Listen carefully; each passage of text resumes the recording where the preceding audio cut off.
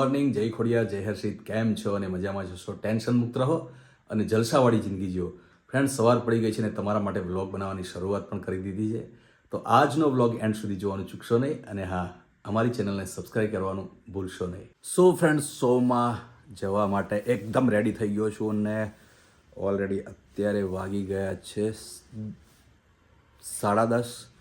પણ ફ્રેન્ડ્સ, મારો શોનો ટાઈમ મેં લખાયેલો છે 11:30નો, એટલે નજીકમાં જ છે.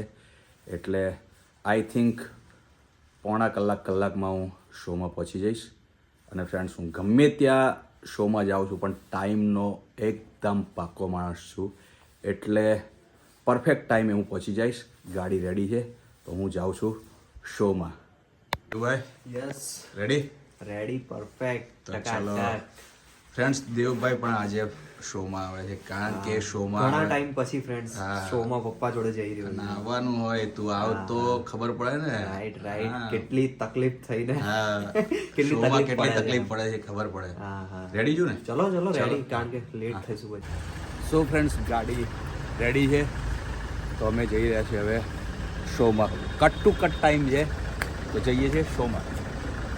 સો ફ્રેન્ડ્સ, તો અત્યારે અમે જઈ રહ્યા છીએ ખોડિયારમાંનો પાઠ ઉત્સવ છે. એટલે ખોડિયારમાં એટલે મારો જીવ છે અને એમનો પ્રસંગ છે. એટલે આજે હું ખૂબ જ ખુશ છું. ને આજે ફ્રેન્ડ્સ કદાચ ગરબાનો પણ પ્રોગ્રામ હશે યા તો માંડવાનો પ્રોગ્રામ હશે.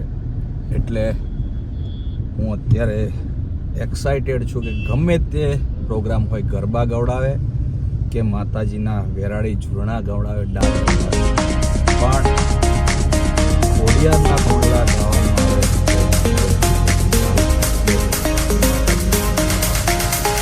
એટલે હું ટૂંક જ સમયમાં પ્રોગ્રામમાં પહોંચીશ અને માતાજીના ગુણલા ગાઈશ.